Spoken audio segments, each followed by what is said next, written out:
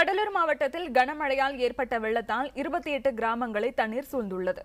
மாவட்ட நிர்வாகம் துரிதமாக நடவடிக்கை எடுத்தாலும் 1 லட்சத்திற்கும் மேற்பட்டோர் குடிநீரின்றி தவிக்கிறார்கள். வீராணம் ஏரி முழு கொள்ளளவை எட்டியதைத் தொடர்ந்து உபரி நீர் வெளியேற்றப்படுகிறது. 2011ஆம் ஆண்டு தானே புயலால் நிலைகுலைந்த கடலூர் மாவட்டம் சில தினங்களுக்கு முன்பு வங்கக்கடலில் உருவான காற்றழுத்த தாழ்வு மண்டலத்தால் மீண்டும் ஒரு பெரும் பாதிப்பை எதிர்கொண்டுள்ளது. நேற்று பெய்த பலத்த மழையால் கடலூர், சிதம்பரம், பன்ருட்டி, நெய்வேலி உட்பட கடலூர் மாவட்டத்தின் பெரும்பாலான பகுதிகள் வெள்ள நீரில் மிதக்கின்றன.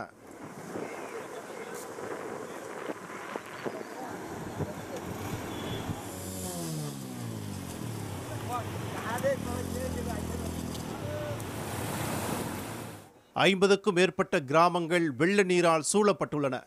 4000த்திற்கும் அதிகமான மின்கம்பங்கள் சாய்ந்துள்ளதால் மின் விநியோகம் துண்டிக்கப்பட்டுள்ளது. திரும்பிய திசையெல்லாம் வெள்ளக்காடாக காட்சியளிப்பதால் குடிநீர் மற்றும் உணவு கிடைக்காமல் பல்லாயிரக்கணக்கானோர் தவித்து வருகின்றனர். மாவட்ட நிர்வாகம் தீவிர நடவடிக்கைகளை மேற்கொண்டுள்ள நிலையில் நிவாரணம் சரிவர கிடைக்கவில்லை என்று பொதுமக்கள் கூறுகின்றனர். இந்த வெள்ளத்தடுப்பு சுவர் என்பது 237 கோடி ரூபாயில் கட்டப்பட்ட பொழுது நாங்கள் அப்பொழுதே கோரிக்கை வைத்தோம். இது கான்கிரீட் வாலாக வெள்ளத்தடுப்பு சுவராக கட்டப்பட வேண்டும் என்று. கிட்டத்தட்ட வெறும் மணலால் இந்த கரையை கட்டிவிட்டு மிகப்பெரிய ஊழல் நடத்தி இந்த பகுதியை மிகப்பெரிய வெள்ளக்காடாக ஆக்கியிருக்கிறார்கள். மேலும் நிவாரணம் என்பது சுத்தமாக இந்த நிர்வாகத்தினால் செய்யப்படவில்லை. வரலாறு காணாத அளவிற்கு கடலூர் மாவட்டத்தின் நெய்வேலியில் 48 சென்டிமீட்டர் மழை பதிவாகியுள்ளது. வடகிழக்கு பருவமழை காலத்தில் ஒரு சீசனில் பெய்யக்கூடிய சராசரி மழை அளவு ஒரே நாளில் பெய்துள்ளதாக கணக்கிடப்பட்டுள்ளது. ஒரு காற்றழுத்த தாழ்வு மண்டலமாக வெள்ளூருக்கு தெற்கு தென்கிழக்கே 80 கிலோமீட்டர் தொலைவில் நிலை கொண்டுள்ளது.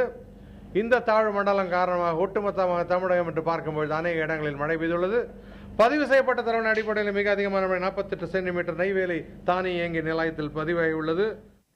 NLCயில் உள்ள பழுப்பு நிலக்கரி வெட்டி எடுக்கப்படும் 3 சுரங்கங்களுக்குள் வெள்ளநீர் புகுந்திருப்பதால் நிலக்கரி வெட்டி எடுக்கும் பணி முடங்கியுள்ளது.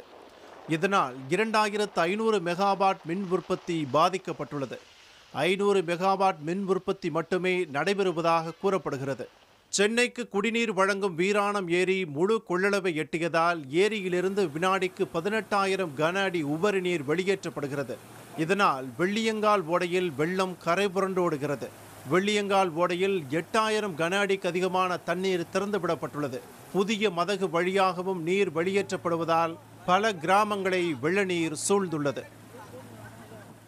பெரிய காட்டுப்பாளையம் ஓடையில் நேற்று ஏற்பட்ட வெள்ளத்தில் அடித்துச் செல்லப்பட்ட அருந்ததி நகரைச் சேர்ந்த 10 பேரின் உடல்கள் மீட்கப்பட்டுள்ளன. கடலூர் மாவட்டத்தில் கனமழை மற்றும் வெள்ளத்தில் சிக்கி உயிரிழந்தோரின் எண்ணிக்கை 17ஆக உயர்ந்துள்ளது. நெல், கரும்பு, மரவள்ளி கிழங்கு உள்ளிட்ட பயிர்கள் சாகுபடி செய்யப்பட்ட 50,000த்திற்கும் அதிகமான ஏக்கர் பரப்பளவுள்ள நிலங்கள் தண்ணீரில் மூழ்கியுள்ளன. மழை வெள்ளத்தில் 400 குடிசைகள் இடிந்து சேதமடைந்துள்ளன. கடலூர் மாவட்ட கடற்கரையோர பகுதிகளில் கடல் சீற்றத்துடன் காணப்படுவதால் மீனவர்கள் யாரும் கடலுக்கு மீன்பிடிக்க செல்லவில்லை.